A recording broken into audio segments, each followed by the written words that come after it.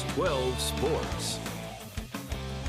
Welcome to Double OT. Maury Hirsch, Gordon Yanni Caracas. All right, busy one in this early March. We're talking college hoops, Patriots, Red Sox, Celtics, right? Yeah, Is that love it? Yep. All right, so final week of the regular season for PC. URI is about to enter the A10 tournament. We'll discuss the craziness going around Bryant.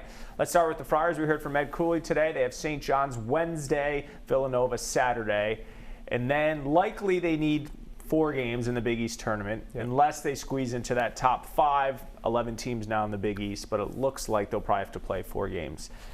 Cooley was in a good mood today. Do you think he likes where his team is at right now? Winners are 3 out of 4. Defense has looked a little better of late, and I think they're in a good spot. I think, this is a PC team that rarely gets swept, so now they're going to go play a Villanova team and a St. John's team who beat them earlier on in the year, so now they kind of have some revenge. I think just the time off has helped. Wednesday, when PC plays St. John's, it'll be 2 games in the last 15 days. Right. And I think that's really going to help them because Jared Bynum's still coming back from injury, and Greg Gant was nicked up, like he mentioned. So I think the time off, I think the wins, I think it all has kind of helped this team.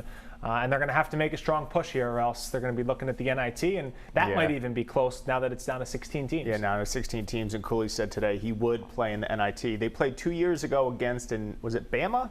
SEC team? Yeah, Arkansas? Arkansas. It was Arkansas. You're right. Something he was saying today that they're trying to push the tempo a little bit more. And Brendan McGare was asking this, and it's to avoid double teams to Watson and to prevent teams from trapping David Duke. And so, it's the first week of March, but if this is working for them right now, then keep it going. And you asked about Noah Horchler, and he sort of emerged last game. He had, a career-high 20 points. So it feels like, and with Jared Bynum coming back, things are sort of coming into place. Weirdly, all right, so they have to win the Big East tournament to get in. Yeah. But if there's almost less pressure than years where it's like they're on the bubble, right? So maybe they can play freely. And we'll talk about the Big East tournament more next week, but let's see how this week goes. We've seen the up and downs of this team all year. If they beat St. John's and lose to Nova, but they play well against Nova, they have to feel pretty good going into MSG. Yeah. If they sweep, I think they'll be feeling really good.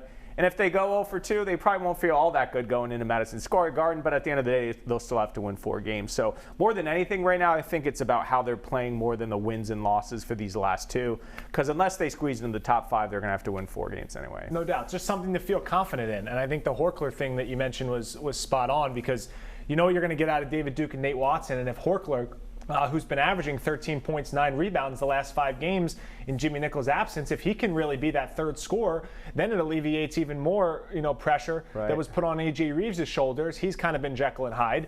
And Jared Bynum coming back in the fold, pairing with Alan Breed at the point guard position. That's a formidable 6 guys. You bring Greg Gant off the bench, that's 7, and then maybe an Ed Croswell is 8. It seems like they're starting to find the rotation.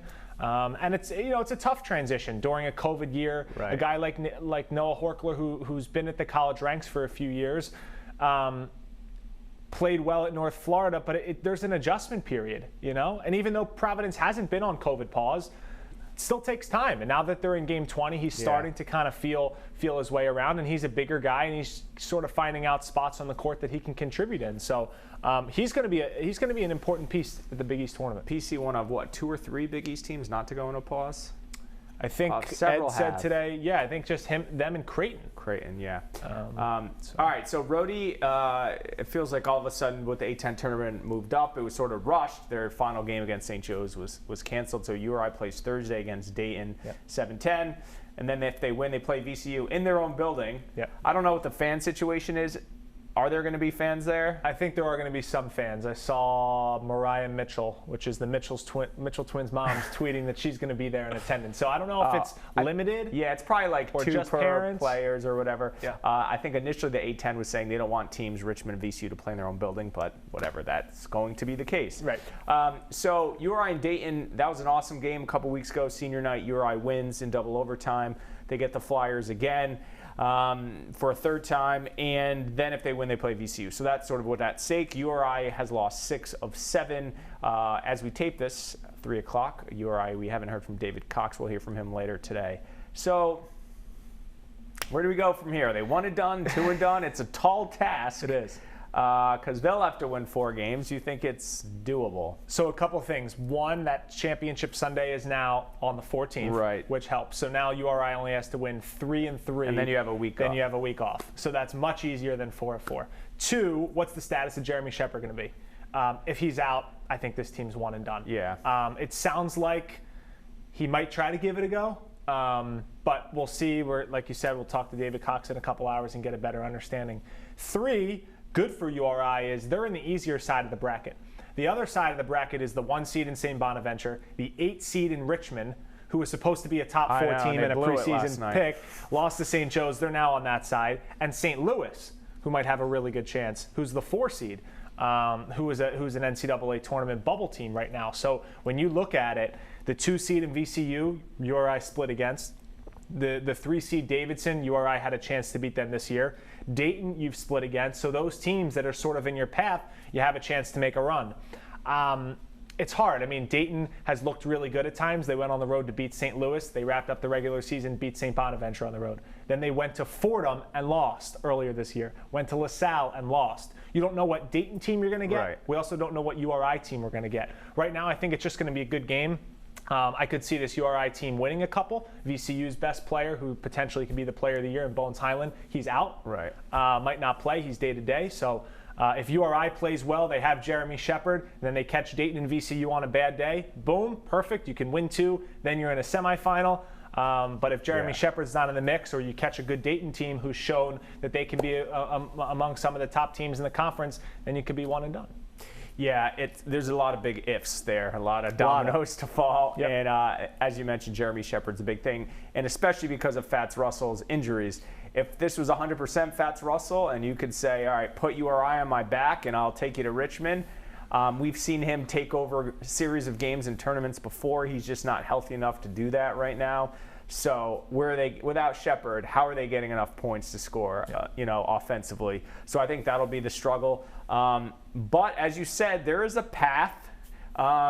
There's not the Dayton team from last year, the behemoth you'd have to go through. Right. And like you said, the setup of 3 games and then you wait a week for the 4th.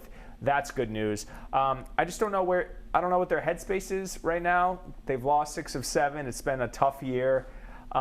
Is it a clean slate? Are they going to go to Richmond, hey, new season, feel inspired? Or are they going to be like, all right, last game or 2, and then we're done? I'm sure it's been a grind on these players and coaches alike, so I don't know where their fire is right now as a team. Hopefully with the 2nd season here, they can get that going. But tall task for sure. So we'll see how it goes for the Rams. Excited to have tournament basketball. Oh, yeah. Day basketball. Love day basketball. You don't have to wait till 5 or 6 o'clock. All right, so Bryant, this news was coming out Sunday. We've been, following the Bulldogs. It's their dream season, 2 wins away from the tournament. Not playing this week because of COVID pause, but potentially can still host the semifinals Saturday. The finals would be Monday, and 2 wins away from the NCAA tournament. So we're sort of in a holding pattern. What did you make of the news? And assuming Bryant plays, and maybe that's not with their full rotation, maybe a couple guys are out, do you think they win 2 games to go to the tournament? I think they're the odds-on favorite in the NEC, for sure, especially if Wagner can stumble against Merrimack and lose one of those 2, then that would assure Bryant to be the regular season champion and have home court advantage throughout the playoffs. I think it depends which players are out on the court. Right now, if they're going to try to play with 6 or 7 or 8 guys, it all depends. Is Michael Green and Peter Kiss out, or are those 2 in and you have 2 guys that don't really play on the protocol? So it all depends, but I think Bryant is definitely the odds-on favorite. It's just a shame because they had so much momentum building. They were at home, they sweep LIU, then they would have been back home today and tomorrow, Tuesday, Wednesday. And it was in their hands. If they went out and won those 2 games, regardless of what Wagner does, Bryant wins their first conference championship. They would have ridden 6 in a row going into the conference tournament. And this would have been off of a COVID pause. Right. Remember, after the first one, they had won 4. So now you have the second COVID pause. Sure, glass half full. They won 4 straight after the first pause. Maybe they can only, they only have to win 2 this time. I think we just have to kind of wait and see. I think we'll get an answer in a couple days. But we just have to wait and see. It's just disappointing for them that it's not in their hands. You know? I mean, evidenced by the fact that the NCAA tournament allegedly is having backup teams on site for when this happens to teams. This is just the world we live in. You have to be prepared at any time not to play a game or to have a backup plan. It's a shame because they're having this dream Cinderella season. I don't know if it's Cinderella, but, to get to the NCAA tournament perhaps. And after just experiencing it, it's almost like people who've gotten COVID and are like, oh, I already got COVID, I'm not going to get it again. You think Bryant's done with that part of their season and they get it again. Who knows how they get it, who has it. But obviously disappointing. The whole protocol of it all is very interesting because the last time around it was, all right, we're done for 2 weeks. We get the announcement on a Sunday, so let's say it was a positive test on the Saturday. That would be 2 weeks the day before Selection Sunday. So at that point, you wonder if Bryant, NEC, ESPN, who hosts the championship game, are all negotiating, when can we play this game? When can we guys get out of the protocol? I imagine there's a lot of moving parts. Yep.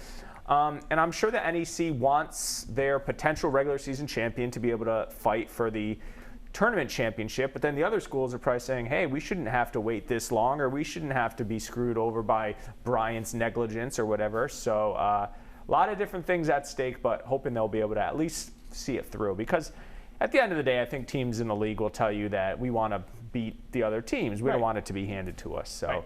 And no other team would want something like this to happen to them after such a good season. So. All right, let's switch gears to the Patriots. The mock drafts are relentless. The mock drafts are relentless. Free agency is starting to heat up. A couple weeks. We hear about the opt-out players, Dante Hightower, Patrick Chung, Marcus Cannon among them, planning to come back. News today, Kyle Van Noy got cut from the Dolphins. Devin McCourty putting out the eyeball emojis, maybe wanting to reunite with Van Noy. So I think it's clear the Patriots have $60+ million under the cap. There's this idea out there that NFL teams are going to have to shed some payroll because the salary cap isn't as much as they thought it was going to be. So where do we stand on Patriots in free agency at the quarterback position? So we've seen Wentz move and Stafford move.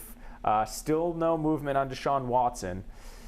Do the Pats have to wait for the musical chairs? Are they proactive? Are they reactive? Do they just wait for the draft? How do you see that position going in any other position? Oh, I don't really know. Then there was another report today that they're checking out all the top rookie quarterbacks in the draft. So I don't really know. I think in typical Bill Belichick fashion, it's safer to bet that he's going to wait for the dust to settle. However, I do think that they go out and get sort of a mid-tier quarterback, whether it's a Ryan Fitzpatrick, whether it's a Marcus Mariota. I think they do. And I don't think the timetable of if Deshaun Watson gets traded, that whole saga, doesn't matter if that happens before or after the Patriots. I don't see that affecting them at all. Patriots really aren't in the running either, according to what we've kind of heard right now, as well as Russell Wilson. So I think the quarterback position, they're going to get a mid-tier, and then I think they're going to pair it with a rookie. I don't know whether they draft at 15 or whether they draft later on, but I think they're gonna draft a quarterback, and I think they're gonna bring in a mid-tier quarterback to pair a veteran and a rookie. As far as the opt-outs go, I think the opt-outs coming back is good, even just mentally, psychologically coming back. Hey, we're gonna have these reinforcements. We know how important they were. They're a year older, they're a year slower, you're not getting any younger now, so who knows if they can replicate the same success that they had on the field the last time they were out there. But I think just for the psyche of the team, I think it's good that they're back.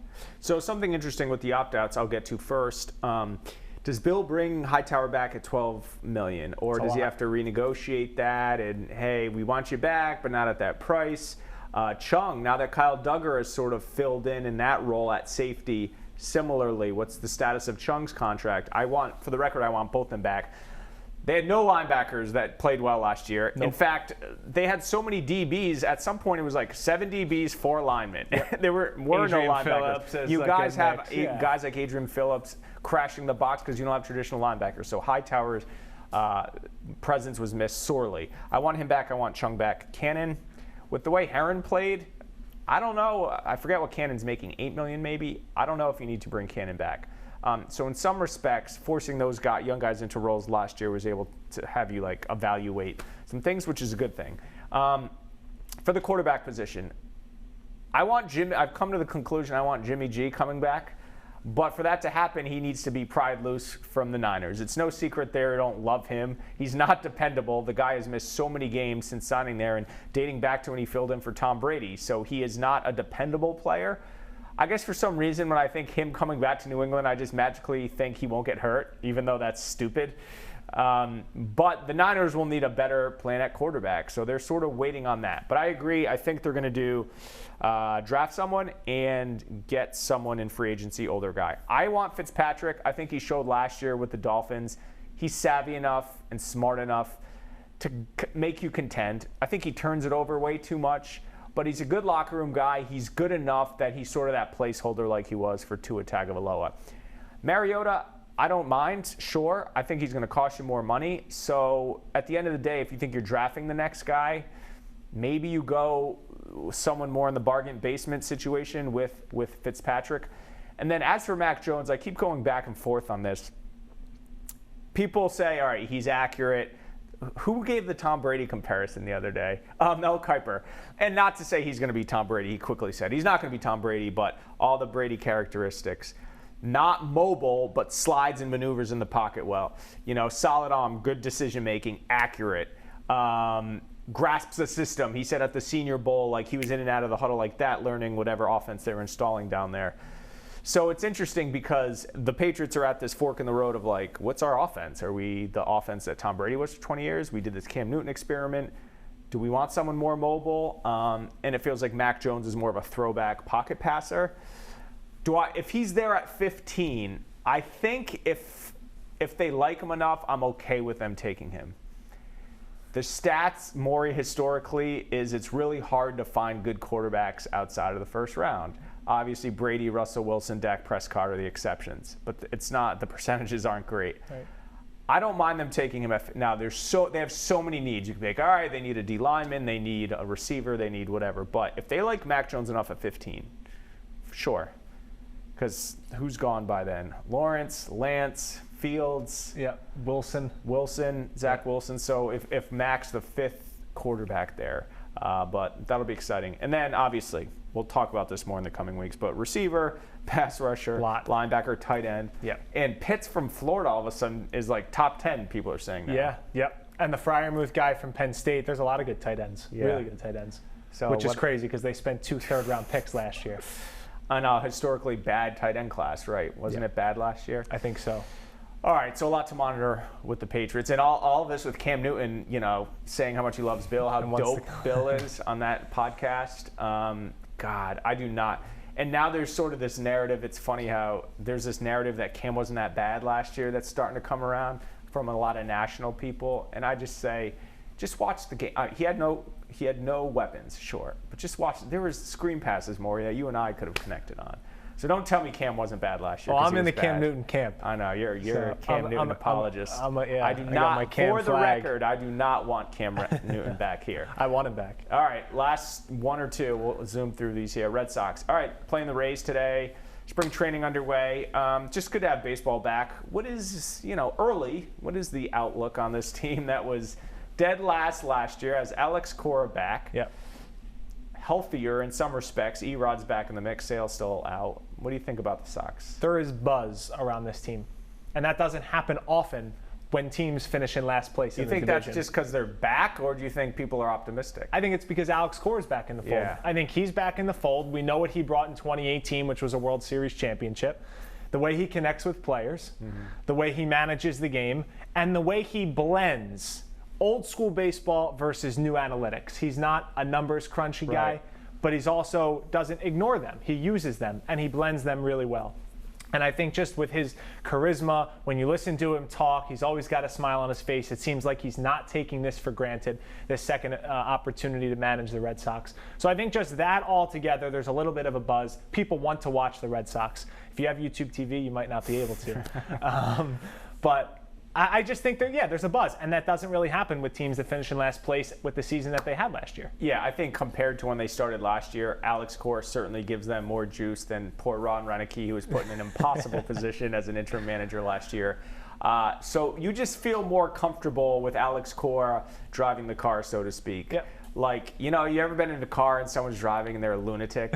Yes. And that's not akin to Ron Reineke, but Alex Cora's driving, I can fall asleep, I can relax, I can look at my phone.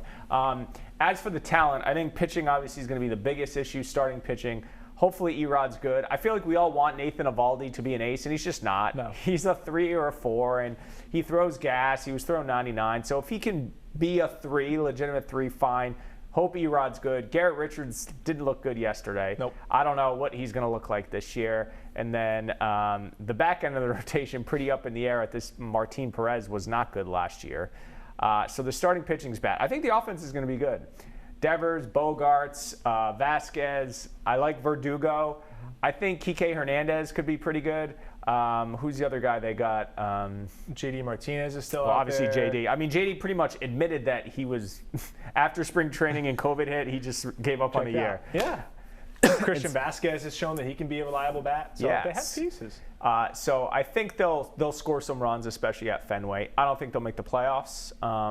But if they can be 500 and interesting and entertaining, I think that's a win over last year. Competitive through June. That's the all, issue, of that's all course, they need. with Han Bloom is rebuilding this thing, but still being competitive because you don't want people checking out on the Red Sox as baseball continues to die a slow death. All right, finally, the Celtics. Everyone is hitting the panic button. About a week ago, then they beat Indiana, and they beat Washington. 2 close games, Yep. 2 of that they could lose. All right, so what do we think about this team? Obviously, it's been a disappointing year. They've been hovering around 500. Tatum and Brown are all-stars coming up this week, but not where we want them to be. No, definitely not. They're a few games away from the potential 3 seed. They're also a few games away from being like one of the bottom 4 or 5 teams in the East. So there's still a lot of movement that can happen, and that will happen.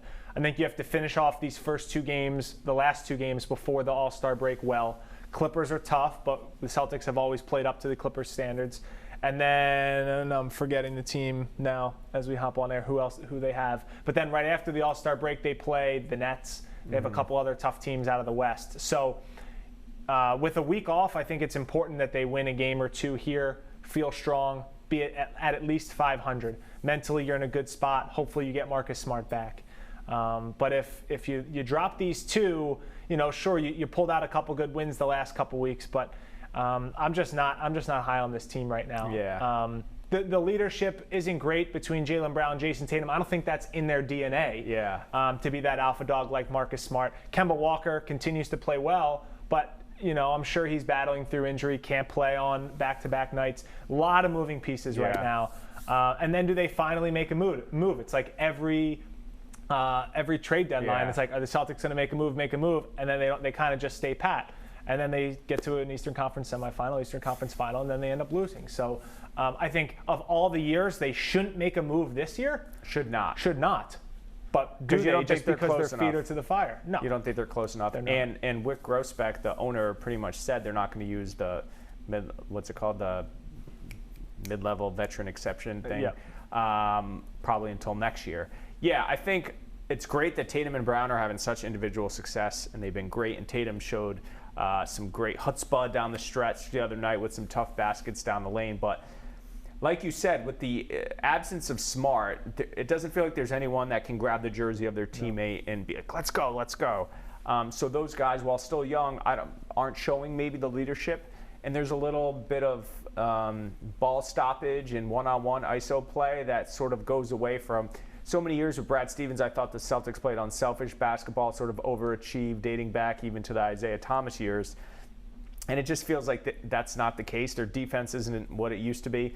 And going back to Kemba, it's like, all right, he has a good game, he's healthy. Can't play back-to-backs, he's bad the next game. It's just like an inconsistent thing. And then you hear that Danny Ainge reportedly tried to shop him this offseason. So what do the Celtics think of Kemba Walker? So then when you consider they lose Kyrie, Al Horford, Gordon Hayward, and now have regrets with Kemba, it's like, is it the players' fault or is it the Celtics' fault? Like something's going on here. And I know they're not going to fire Brad Stevens or Danny Ainge, although they're getting heat. This is the biggest challenge, I think, of Brad Stevens' career because he was always smart X and O guy, drop a play out of an inbounds. But he hasn't had to deal with the ego managing of NBA players as much as he has in recent years. Coming from college, that's not something he really had to experience. And he's such a nice, humble guy. You wonder how he's managing egos, something that like a Phil Jackson or Doc Rivers has done so well for so many years. So the good thing with the NBA, it's a long season. They can figure it out.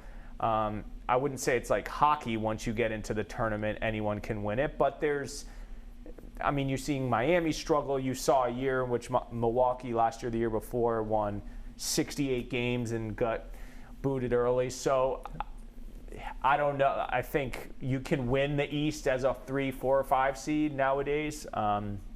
So yeah, a little bit rough right now, but still time. Yeah. All right, we touched on a lot. We should probably give the studio back to someone else. Tony walks in. Tony walks in with the weather. All right, that'll do it for Double OT. Thanks so much for watching. Catch the episode on WPRI.com, on YouTube. Catch the podcast on Apple Podcasts, and we'll see you next time.